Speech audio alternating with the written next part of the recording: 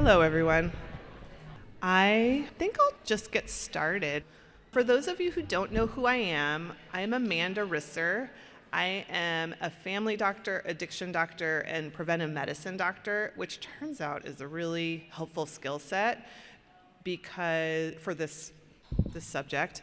And also, addiction doctors do a lot of population health. For example, right now there are probably a third of the house at Letty Owings, where I'm medical director, has probably norovirus. So my preventive medicine training really helps me figure out how to support the staff in shutting that down.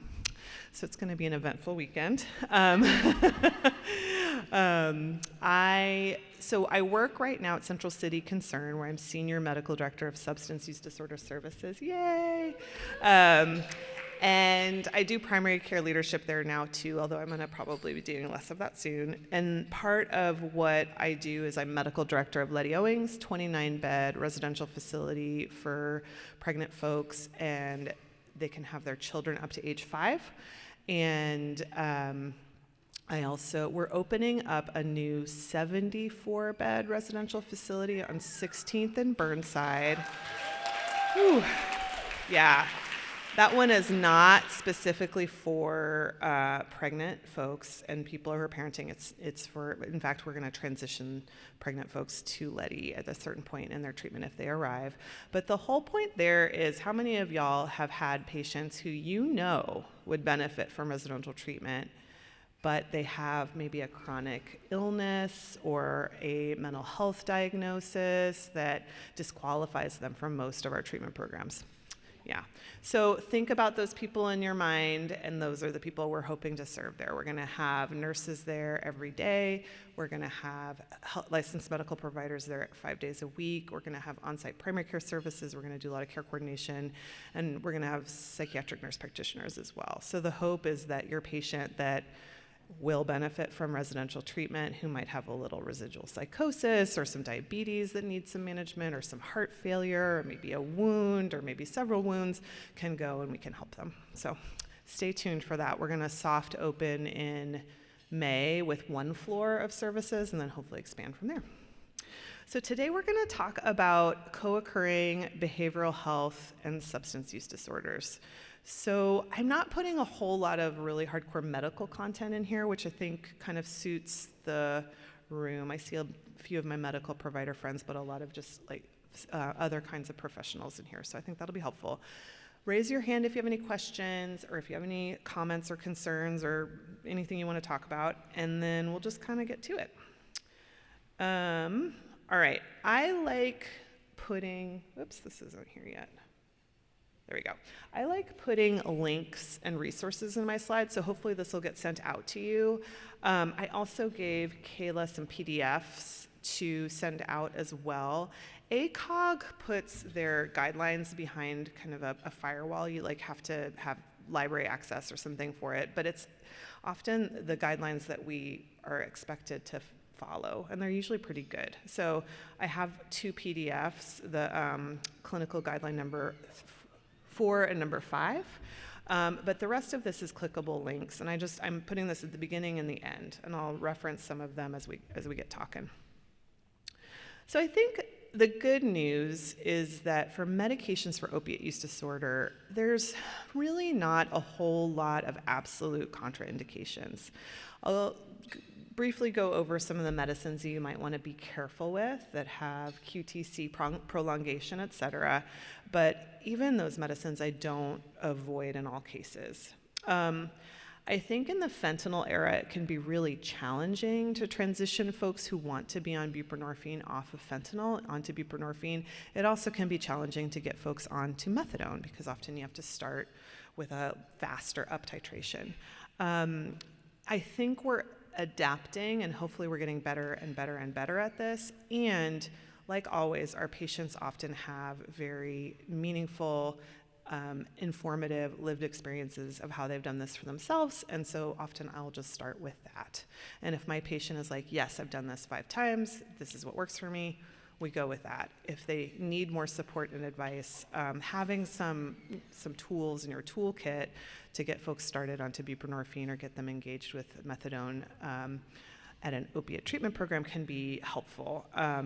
But there's some other talks that are focusing on that. If you have more questions, I'd be happy to answer that. We do a lot of it at Hooper. We use a methadone-based microinduction protocol, so folks get admitted to Hooper. On the first day that they're admitted, they get 30 milligrams of methadone and a quarter of a strip of buprenorphine, and we just cross-taper that. People love it. It's just been the best. It's been so great. So they do that at Fora as well. So, and we, both of us, all of us admit pregnant folks. So if you have somebody who that feels like the right fit, send them over.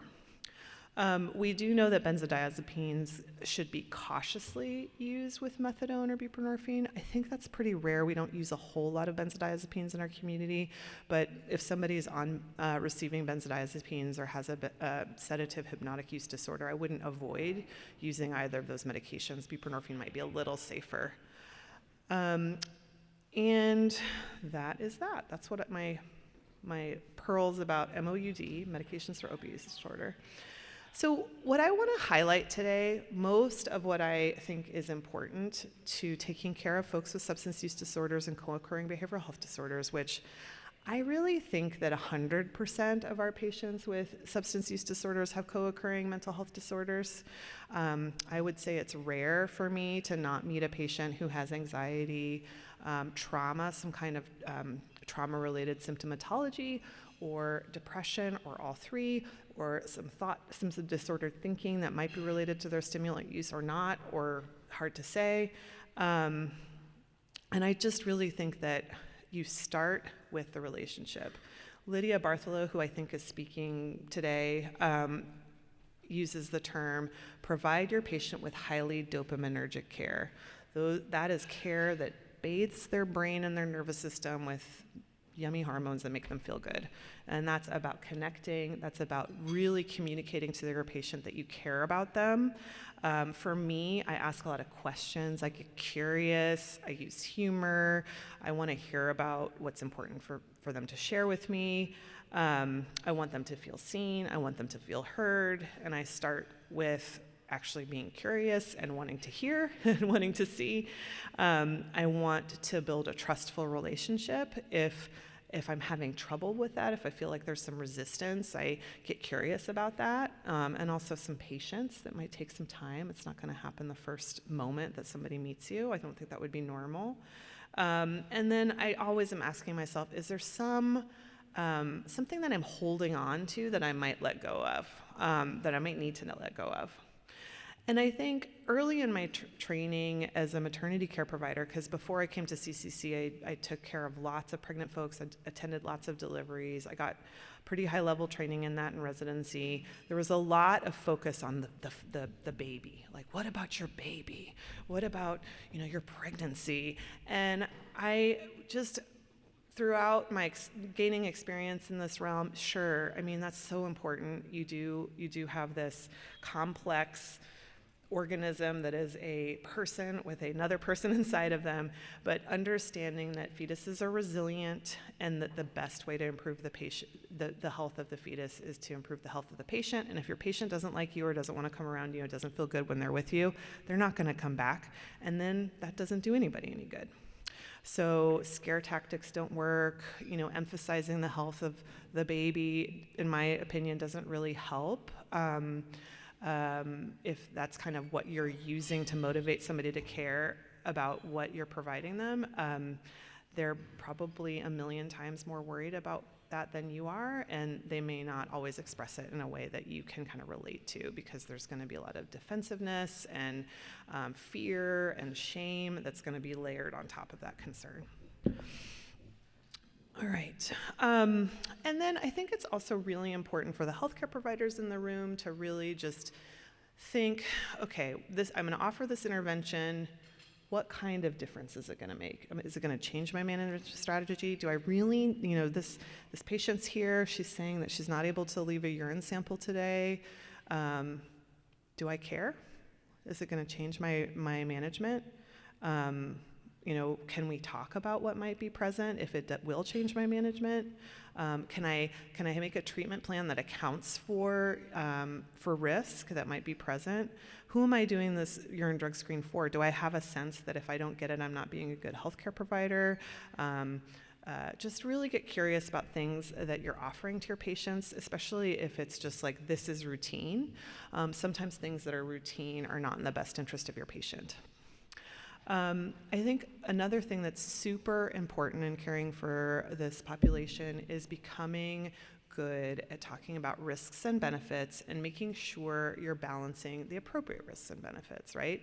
And often for your patient, the risk is death, because the number one reason why people who are pregnant die, suicide and overdose. So if you are weighing, an intervention or offering something that the patient's resistant to, or that they have questions about, and you're kind of attached to that, and I think a perfect example for me was always fetal monitoring, right? So if you've got a high-risk patient and they're supposed to be going to fetal monitoring 3 times a week sometimes, and they're like, I can't do that.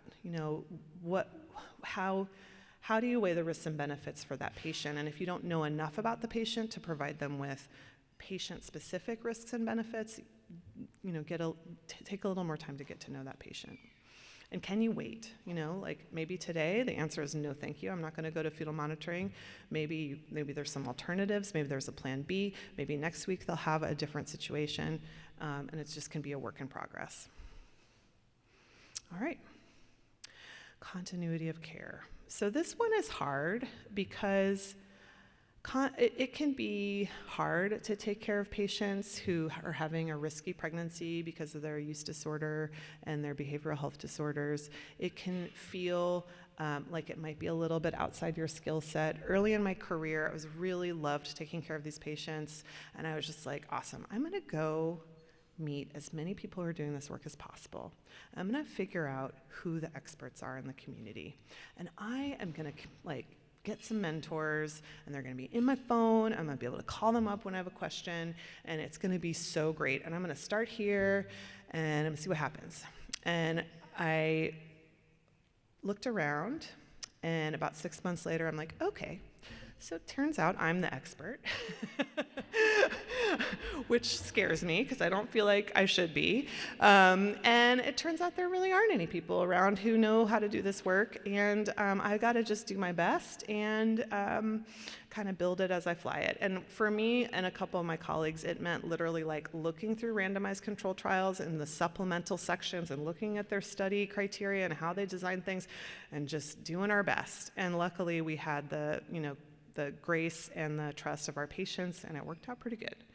I think the thing that often I came back to is that continuity sometimes has benefits over specialty care that may not be helpful and is sometimes harmful to your patient, even if you're not an expert in the thing that you are referring them out to. And that can be scary, and it can be challenging to you, and it can mean that you're doing a lot of learning as you go.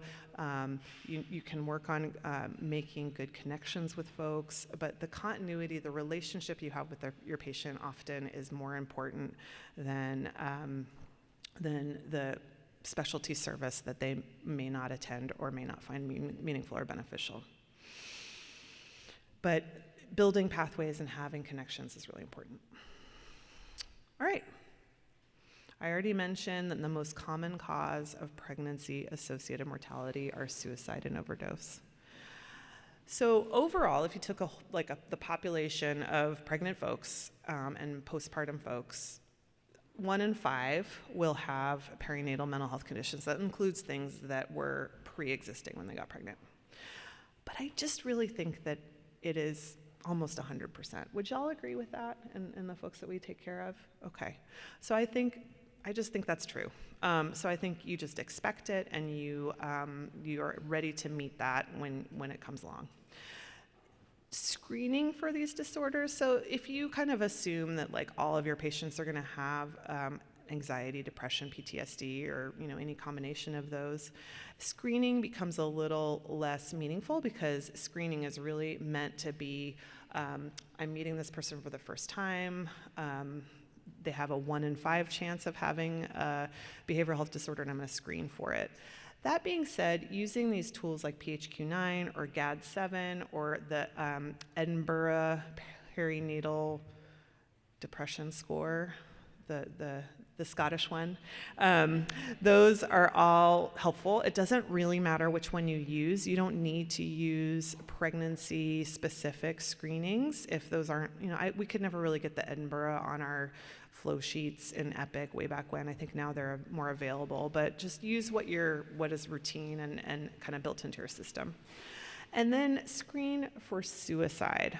So what we like to do at Central City is the PHQ-9 does have a question about thoughts of suicide. It's not like the best tool. We're starting to implement the Columbia Suicide Screener, and then there's this wonderful toolkit that's put out by I think Brigham and Women's Hospital, like one of the Harvard hospitals, and it's kind of a modified Columbia, and it breaks your patients into low, moderate, or high. Now, one of the criteria is substance use, right? So that kind of automatically puts your patient in sort of a moderate category. But that being said, there are well-validated, well-researched risks and warning signs that you can talk to your patient about, can really help you figure out next steps, right? So it's going to be probably relatively common for your patients to have thought of suicide. They might even be currently thinking of suicide. They might have feelings of hopelessness. They might feel like they might be better off dead. So developing some skills around talking to your patients about what that means, what other risk factors might be present, what protective factors are present, and even being able to document that so you can revisit it the next time you see them can be helpful. And there are in Epic, if folks use Epic or you can get this on paper, you can make like a template about it just to prompt you, because it can be hard. It's hard for me to talk to folks about suicide. It's sad, it's stressful, I'm worried. And so having tools that help you routinize it can be really, really powerful so that you can appropriately address their needs. In this community, we have a very high threshold for hospitalizing folks for suicide, and so sometimes sending folks to the emergency department can be quite traumatizing because they're there for hours and hours and hours. These people ask them lots of questions about how they're feeling. Their feelings might not be like validated or taken very seriously, and then they're kind of sent back out in the community. It's just kind of stressful for everybody. So having an appropriate threshold to refer folks to the ED can be really, really important. All right, thought disorders and bipolar diagnoses. So around when fentanyl came along, it was not unusual for folks using opioids to use stimulants, but when fentanyl came around in our community, it just co-occurring fentanyl use and stimulant use grew very fast. I think there's a lot of reasons for that. We all probably know why in this room. It's very sedating. It's scary because, people get real worried about overdosing, and sometimes the stimulants can help them feel more alert. 6,000 people in our community have become homeless, being kind of vigilant and also being able to kind of do all the chores and things that you need to do in order to survive and be comfortable. Sometimes, that all contributes to the stimulant use. And then you're going to end up with some patients who have disordered thoughts, and you're not sure, like, do they have a schizophrenia diagnosis? Do they have a thought disorder? Is this related to their stimulant use disorder? And it can be really hard to tease that apart. And to a certain extent, it just may not be all that important to know exactly what's happening, because treating the symptoms is more or less the same. So we'll talk about that in a second. How many of y'all have seen a bipolar diagnosis on your patient's chart and you're just like, and you start talking to them about it and it's like they were 14, they were using stimulants, they were in a home where there was just a huge amount of like uncertainty and chaos, and then they get that on their chart, and then like forever and ever people are scared to prescribe them antidepressants, and then it is unfortunately a exclusion diagnosis for many residential treatment programs. If you've ever referred somebody to a treatment program and they're like, well, we won't admit them because their bipolar disorder is not well controlled, they're not on the right medicine for their bipolar disorder, and it's just like, what? I didn't even know that was on their problem list. I don't even really think they have it. So I would really be careful with that. And if there's uncertainty that this person has bipolar disorder, just take it off the problem list. Call it a thought disorder, or just call it something different. Maybe somebody's saying, no, don't call it a thought disorder. Just call it something, you don't want to commit fraud in your chart. You want to chart accurately. But I would argue that a lot of these bipolar diagnoses are they're just meaningless and they cause harm. Because it can be really, really hard to figure out if somebody has bipolar mania when they're using drugs, any kind of drugs, really. So I think that can be hard because we are really I was taught okay, if somebody has mania, you don't want to prescribe them an antidepressant like an SSRI because it could cause a manic episode. I think over the years I've gotten a little bit more comfortable with uncertainty, and if somebody is depressed, I will cautiously prescribe SSRIs, especially if I'm pretty sure that's a bad diagnosis. But you can get some help. Sometimes just even phoning another colleague can be helpful in talking it through and seeing your patient if you can, or having some kind of appropriate follow-up. All right, good news. Meds for disordered thought in the setting of stimulant use are similar to interventions chosen without stimulant use. So olanzapine, quetiapine. Quetiapine is kind of nice because it doesn't really cross the placenta as much, but I think you can really use either. One of my first slides was a database. You can look up all the different medicines and talk to your patient about, the studies, if it's relevant to them, that kind of give us information about how it might behave in pregnancy. There's just not a lot of data around really any of these medications. So you can talk to them, and always remember that the flip side of that a use disorder is also, a behavioral health disorder is also an exposure. So you've got the risk of exposure of the medication and the risk of the exposure to the parent-child dyad and the pregnant person as they are struggling with a thought disorder that's untreated. So both of those are exposures, and usually, unless there's just an absolute contraindication, treatment is more important than not treating. All right. The ACOG guideline that you can have access to through Kayla and the Lifeline for Moms resource has some really great algorithms. As a busy healthcare provider, I love an algorithm. I love just stepwise therapy. Often I will start with what have you taken in the past that's been helpful or not helpful. Avoid the things they don't want to take. Maybe focus on things that they have taken before and they've been beneficial.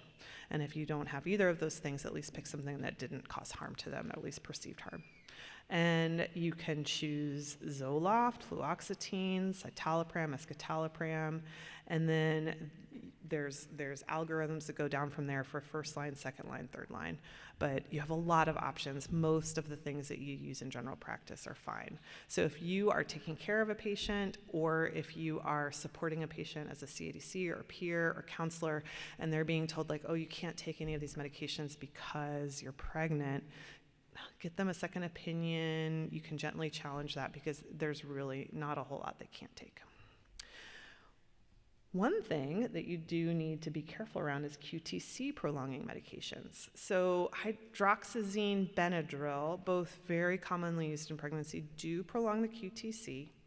Citalopram, escitalopram, so you might want to choose another medication than those if they're all equal. Some of the antipsychotics, but you can also use these with caution. If somebody is known to have a prolonged QT, you can monitor that. You can be thoughtful about it. It's very rare to have the QT, and for those of you in the room who maybe don't know what I'm talking about, medications can slow the transit of electrical impulses through the heart, and that can cause abnormal heart rhythms. It's pretty rare. It's kind of controversial. It's more important to me in terms of their interaction with opiate treatment programs than it is around whether I'm worried they're going to have a fatal arrhythmia. So for me, the most important consideration is, are they going to show up at an opiate treatment program, and is their QTC going to be so long that they're not going to be started on their medication or up-titrated appropriately on their medication, and what can I do to prevent that? And sometimes that means like, okay, we're going to do hydroxyzine after your intake. So because it is really, really very unusual for somebody to have like a life-threatening heart conduction abnormality. Not zero, but rare, and usually you would know about it by the time you met them.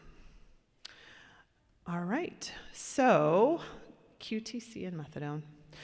QTC is assessed. That's the QT interval. It's like little blips on your EKG, and it's corrected, and there's different formulas to correct that, and that's also like another lecture. And there's different thresholds, the different treatment settings used for safe initiation and increases. And the thresholds are applied on a population basis, right? So the thing that's really challenging when you're the medical director of a methadone program is that you're responsible for like 1,000 people's methadone maintenance. You're not necessarily able to meet every single one of them and understand all the things that are important to them, all of their medical conditions. So you usually apply criteria that meet most people's safety needs, right? So they set these thresholds, and they're based on some data, and they're often really different than what I would be concerned about in a hospital setting or a clinical setting. So I'll give you an example. I was on fire about this a couple years ago, and I wrote like a paper I was going to publish, but by the time I got done writing it was like 12 pages long. So and then it became a little less important because the culture shifted a little bit. Our OTPs have really, I don't know, is anybody here from an OTP? They really have, I think, done a good job of getting a little more comfortable with risk. I don't know, do people feel like that's true? Yeah. I mean, I think it's hard. I think we'd all like to see some more evolution, but it's also a hard space to practice in. So I think things have gotten a little better. But this is what I gathered when I was writing that 12-page paper. So CODA has an EKG machine in their building. They get one before the patient first doses, and then they get another one after they've passed 100 milligrams of a threshold. This might have shifted. This was 2 years ago. And then they will not start a medication at 450 milliseconds. And if you go down, OHSU inpatient care providers and Providence inpatient care providers who do methadone treatment probably won't get as worried about it. And I'm looking at you, Brenda. Is that right? Like if you were, what QTC do you say? Methadone's great. Let's start. We'll start it up to 500. Yeah, I think most people think that. And if you have somebody whose QTC is like 498, and then you send them out to CODA may not continue. And that has happened. I have cared for folks who land at Letty, they got started on methadone in the hospital, they're doing great, and they're on a pretty high dose, and then they go to CODA or somebody else, and they're like, whoa, no, we gotta titrate them off. And it's a really difficult situation, and part of why I wrote this 12-page paper is like 3 women left, treatment because they were so uncomfortable. And we tried. And then Allied, you don't get an EKG before initiation because they don't have a machine on site. They will, if somebody's healthy, under 60, they don't have any known history of a prolonged QTC, they'll get an EKG once they get up to 140, that was, for a long time, I was like, okay, well, we're gonna do that. But then some people prefer CODA or are already patients at CODA, so that, gotta kind of weigh the risks and benefits. They won't decrease methadone at 500 milliseconds. They'll just give some counseling and maybe send somebody back to their primary care provider or have a one-to-one with the attending physician there, medical director, and they'll decrease it over 500. So, this is probably a little bit in the weeds for most of y'all, but if you're a peer, a counselor, a therapist, and your patient, a social worker, and your patient's like, I don't know, something's crazy with my QTC, get a little more information, maybe partner with a healthcare provider, call me, I can give you this, I can kind of talk you through it, but you might actually be able to just switch them to a different place. And that is my bit about QTC and local OTPs, but just with the caveat that this may be outdated. This was a couple years ago. All right, it is just so common to be very uncomfortable in early recovery, and we're generally, when folks land at Letty, I'm generally pretty permissive with comfort medications. I'm starting to get a little more discerning about it because what I'm hoping to do is really have them feel safe and supported and comfortable at Letty, and then have us work to just really get them a really strong and healthy and good therapeutic alliance with their primary care providers as well, so that when they leave, they're kind of held. So we're probably going to change the way we do things a little bit, but it won't, where we're going to have this medication package we sort of launch when they arrive, and then kind of taper down, and if they're not doing well with the taper, get them to their primary care provider with information, and they can continue as they see fit. But I use hydroxyzine a lot, so I gave that caveat that I worry a little bit about QTC. I don't worry that much about it. I use it a lot. It's just a really, this is kind of bread and butter medication for perinatal substance use disorder treatment and anxiety treatment. Sometimes I'll add gabapentin and methocarbamol for painful opioid withdrawal. There's just a lot of aches and pains and discomforts. I avoid clonidine and prazosin, but not always. I have this kind of theoretical concern that those medications drop your blood pressure and make it so that your placental perfusion is a little bit less robust, and I want that to be going really well. I want the nutrients to be going through the placenta ideally.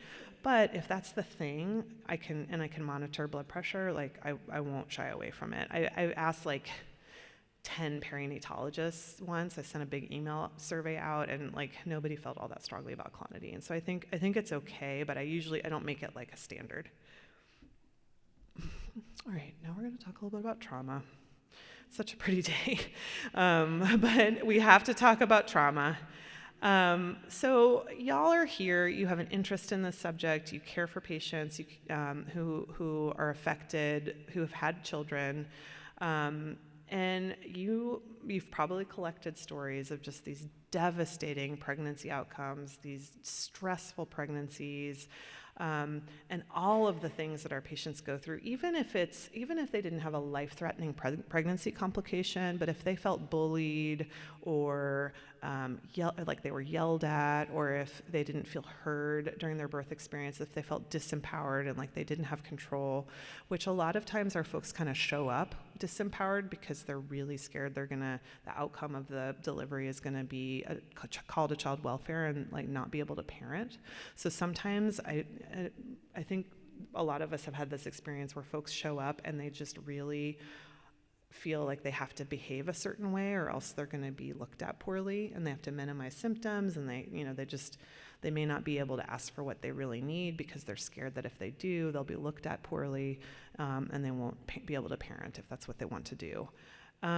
So I just think that our patients, the vast majority of them have experienced trauma, often prior birth-related trauma, in the pregnancy and delivery process. They may accumulate trauma, and one of the things we do is that we inflict trauma on our patients, and one of the things that does this is over-reporting to child welfare.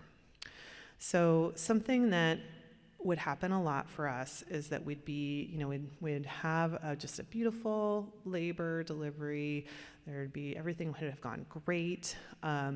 We had a lot of continuity with the patient. They may not have used any substances in 3 months. And there's just this kind of standard, because you used substances in pregnancy, we're going to call child welfare. And really, we over-report for substance use disorders. We assume that substance use in pregnancy makes somebody more likely to abuse or neglect their children. We don't have evidence to support this. And yet we call, and sometimes we have good intentions around that, where it's like, well, if we call for everybody who uses substances in pregnancy, then we're not discriminating. We're not gonna, like, unconscious bias won't play into it. And maybe there's an argument there. Maybe there's always an argument to look at our biases.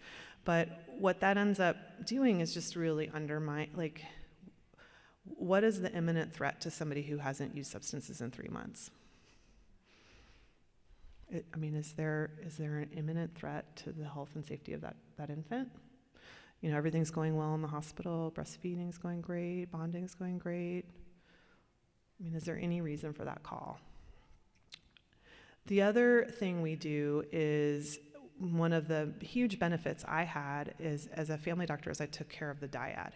And so sometimes the nurses would look at me and say, hey, okay, so what kind of drug testing are we gonna do on this baby? And I'm like, we don't need to do any drug testing on this baby.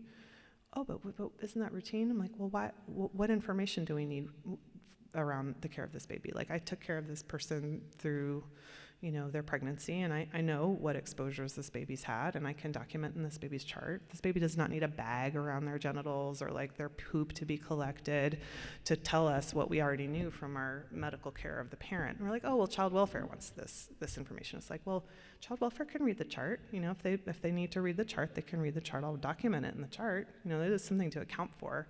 But just being really, really questioning these routine practices that do not confer a benefit to your patient and might actually deeply harm them without any improvement in the care you provide the child or the mother. So that can be hard because it can be resisting sort of held practices. But remember my story from the beginning where I looked around and I was the expert. And so I just started showing up and say, actually, I know. And I think that if you're not somebody who has the benefit of caring for a dyad, together you need to really work on your pediatric colleagues, really raise awareness. I used to do this thing called team building, where I'd show up on the ward and I'd tell them all the great things that I loved about my patient and how wonderful they were, so that they would actually see them as a human instead of just this person who you had to apply this sort of like standard treatment to that would harm them and traumatize them. So, all right. So I think what I have learned over the years, and part of why I left this work, is that I did get relatively burnt out. And so I've thought a lot about it, and I'm still in the game, which I'm really grateful for. I did not leave altogether. But, it became so complex. I had to look at everything. Late policies. What happens when your patient shows up late? How do people treat them when they answer the phone? What is phlebotomy like? Usually it's bad. What's your plan for venous access when they go into labor? How are you going to handle that? How are you going to manage that? Where do you refer folks to? If you just do refer to perinatology and they end up wherever, and they end up meeting somebody who treats them terribly and they never come back to see you because why did you send them to that horrible person? You have to account for a lot, and it can be hard, and you have to be ready to have lots of conversations. And then I usually get curious about what's important to the patient. Your patient may be a hard stick, but that doesn't really bother them, they're fine. But there might be something else that you're not aware of. It might be the catheter, it might be who's in the room with them, it might be the music that's playing. Sometimes we don't do some of the routine things that we do for other parents, for folks with substance use disorders, writing a birth plan, talking to them about what's important to them in the birthing room, allowing them to get excited, to have hopes, to have dreams, to have expectations that you are going to do your best to meet. I already talked about drug screening, and there is a really wonderful toolkit called Trauma-Informed Oregon. And then also, don't do everything at once. Pace yourself. There may be something that is important to address that you're just going to have to kind of be courageously patient with until you have the capacity, or your team has the capacity, to change it. Because if you try to change everything at once, that's also really exhausting and traumatizing for you. All right. I think that closely spaced pregnancies are traumatizing and cause people harm and cause worsening illness. You may have patients who choose to have closely spaced pregnancies, but your job is to talk to them about the risks and benefits of that and make sure they're well informed. Closely spaced pregnancies increase the risk of accumulating a behavioral health diagnosis and including psychosis, it increases your risk of postpartum psychosis. It also increases the patient's risk of have a complicated and traumatic birth outcome. So what I really love is talking to my patients, sometimes the first or second time that I meet them, about postpartum LARC. And most hospitals will put an Nexplanon in, and I just use my best MI, and I'm like, hey, I really think that it would be optimally healthy for you to be able to plan your next pregnancy, and I think the ideal spacing keeps getting pushed out. What is it now? It's like 12 months after your delivery is like ideal, maybe even 18 months now. Yeah, 18 is nice, that's gravy, but certainly at least 12 months. Because your body needs to recover, your mind needs to recover. For our patients, often they're building social supports. The first year after delivery, there's a high risk of relapse or use recurrence, and just really talking to them about the importance of spacing their pregnancies, I think we underserve them in this realm. And if they're like, I don't want something in my arm, well, talk to them about that. Use your MI, talk to them about like what worries you about that. What else can we consider? What else have you tried in the past? And having a plan that you launch when they have their baby can be just really, really powerful. And I put a link, it's called the Postpartum LARC Toolkit, and it's a toolkit, like it has handouts, it has training resources, it has even resources, like we don't have to worry about it so much in our state, but they have like grant programs for now, etc. So, all right, the health of the care team. I just think that this is something you have to pay attention to all the time. And your team, if you do this in a focused way, like if you have a team that assembles around pregnant folks, you're gonna want to be a little special and different because you need to be. So one of my favorite books is Trauma Stewardship by Laura Vandernoot-Lipsky. Do y'all know that work? It's so good. She has like little handouts that you can put in front of your desk. She has online talks. She gave a talk to CCC, which was really great. But her books are really, really helpful. She costs a lot, so you can't. She knows her worth. And then do what you can to build a healthy team. Talk a lot about boundaries. Sometimes I would have a boundary, but my colleague would have a different boundary that might be a little smaller than mine. It was almost always my responsibility to meet my colleague if my team was functioning well. Because a trauma-informed system of care includes attending the care team.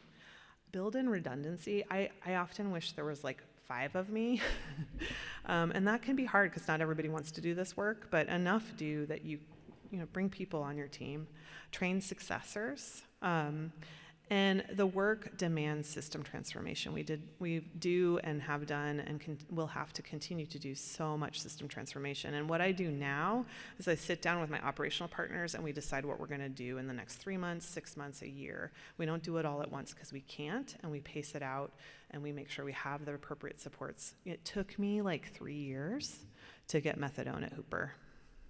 And that took forever, but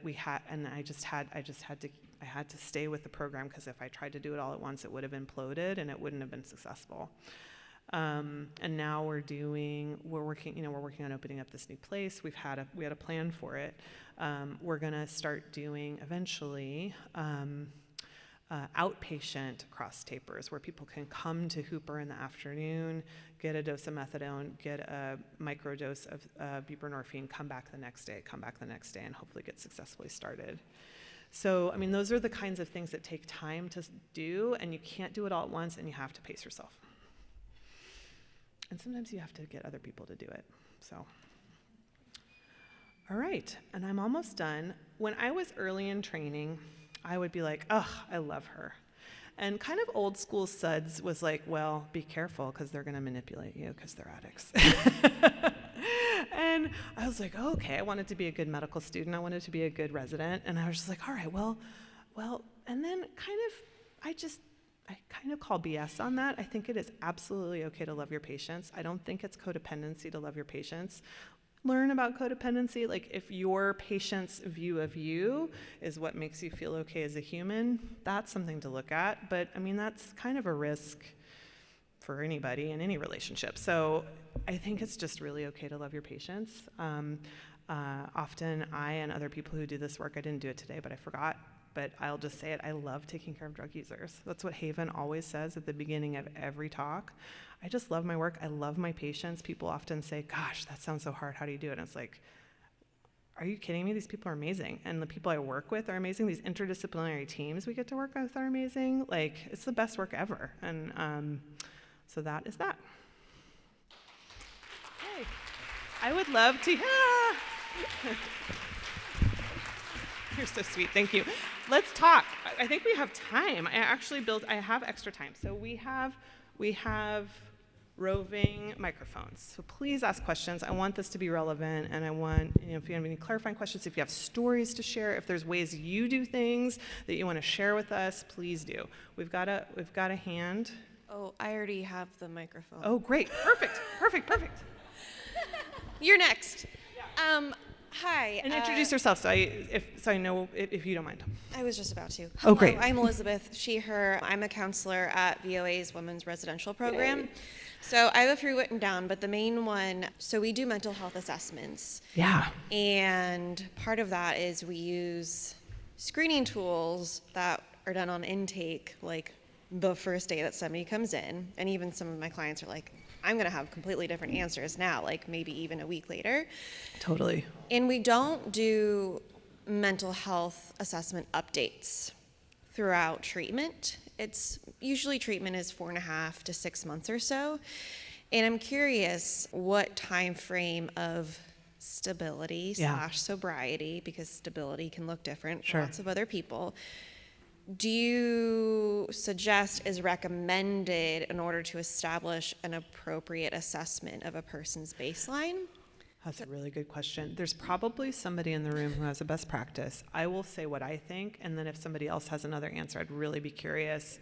So if VOA is anything like Letty Owings, people land I kind of sometimes feel like they just like land from outer space. Their child welfare worker has been like trying to find him, and then they got him and they bring him and they drop him on our doorstep. They've got a plastic bag. Often they're still high and they're not going to go to Hooper, and I've got to kind of support them in-house. So I think probably that day is not a great day to do their mental health assessment. I think they should have their withdrawal managed. Yeah. Diagnosis, it's not something that we look back at, and especially for these folks who do carry really stigmatized diagnoses because they are women or female presenting folks who have a history of substance use and trauma and are just trying to survive. So I think, so I'm glad you don't do the assessment on the same day. I think that's appropriate. I think within 2 weeks, I think you could often get a lot, especially if you're talking about historical issues.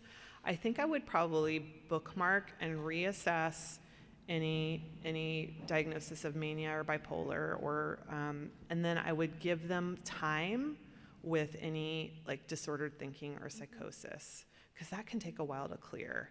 And so it probably would be hard to do, but I kind of wonder if like 2 weeks and then 2 months. I don't know. I usually think of the body as like a 6 week. It's kind of like on 6 week healing cycles. What do you think? What does anybody else think in the room? 60 days, so 2 months. Yeah, I feel like there's a lot of variability in the kinds of symptoms that folks have in early recovery. But I feel like 6 to 8 weeks is probably enough time, if everything's going okay, for you to get a better sense. Like the hopelessness hopefully has gotten a little softer. The disordered thinking and kind of just like the tumultuousness of like intoxication and withdrawal has calmed down a little bit. Whatever medications you've restarted them on, if they're on MOUD, that hopefully has stabilized a little bit. So I don't know. It might be that y'all develop a thing where like if somebody kind of screens out at 2 weeks, like, and they're doing okay in groups, you could probably leave them. But if they have a set of things that you really want to revisit, you might put them on your schedule again in 2 months. Do you think that's logistically feasible? Do you have the capacity to do that?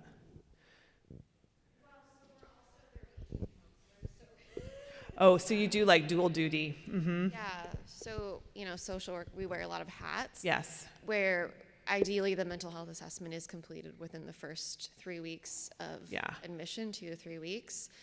And then from there, we begin weekly hour-long therapy sessions. Yeah, so you could probably do like an update in there. Yeah. Yeah, maybe. Like 2 months after seeing them the first time, like with the assessment. Yeah. Did you have pearls too? You're a social worker, mental health worker. No. I think it's difficult. I think that it's super challenging. Part of one of my questions is like we work with people that are not ready to stop using. Yeah. Have, mental health diagnosis and maybe using stimulants, and maybe they really could benefit from ADHD medication. And I see a lot of psychiatric providers in the community and a lot of primary care providers in the community not feeling comfortable prescribing any kind of mental health medications for someone who's in active use. And that is really, I'm just wondering if there's anything that's happening in the community. I mean, I feel like I know where I can be like, okay, go here, like this place will help you. But then it's like, well, you can't get an appointment for primary care for 3 months. Yeah. And the person is reducing their use. Their goal is to not use, but yet at this point, then they're not getting treatment for any of their mental health stuff. And it's really hard for them to get to their prenatal care when they're feeling really depressed and or if their ADHD isn't being medicated. Yeah. So I'm just wondering how we can try to help continue, what work is being done to help other providers feel more comfortable prescribing mental health medications for people who have active substance use disorder? Well, I don't know community-wide. I know what we're doing. I mean, at CCC, most of our patients have a history of substance use disorders, and many are still using substances to various degrees. And we aren't shy about restarting or starting most medications. I think there are some benefits, and this just isn't very well studied too, right? So like what benefit, I can't really tell a patient like while you're still using this fluoxetine is really gonna help you, or it's not gonna help you, or it might help a little bit. You just have to keep talking to your patients about how they're feeling. Stimulants is a cutting edge kind of emerging thing, and I think that's gonna be a long road. We're actually writing some clinical standards now-ish and are cautiously dipping our toes into some limited stimulant prescribing for folks who are still using, with some really amazing successes, actually, like some really, really incredible outcomes. But I think we're the only ones, and so we're not doing it on a large scale yet, and we're really we're writing a lot of kind of supporting policies and procedures for our providers so that they feel held. But I think we're going to get more and more, hopefully, more and more evidence about like the best ways and best practices around doing that. I honestly think probably what y'all might have to look at is just having somebody who's comfortable prescribing like SSRIs and anxiolytics there. Yeah. And then just knowing that stimulants are always going to be a challenge. And we'll just keep working on evolving the practices a little bit as evidence emerges. Yeah, yeah, I think we will. So hopefully we're working on it now. That's probably one of those things that we're pacing ourselves through. But there is some emerging evidence that if you do not treat people's ADHD, they do not get better. And that's pretty uncontroversial. I think the controversial part is like when. There's some people are like, well, I'm not going to start stimulants until my patients has not used a stimulant for 90 days. And it's like, well, that is hard. And then it's just like, it's hard, it's challenging to tease out, like, is this ADHD? Was this ADHD? Is this like a chronically traumatized brain? Is this a depressed brain? Like what are all three happening? So I think just giving people like tools to kind of tease that out, but like it is really hard. Yeah. Dr. Risser, thank you so welcome. much. Woo. This was incredibly valuable, and I'm so glad. I'm so sorry we are out of time. You can come talk to me. I'll hang out, or we'll go out there. CODA index patients up to 500 for ECHG, and I've heard through the grapevine that Allied Belmont is also a 500 cutoff. Oh, good. Okay, so our partners are increasing their cutoffs. That's great. Good news. Good news. Good news. All right. Great. Thank you so much. Absolutely.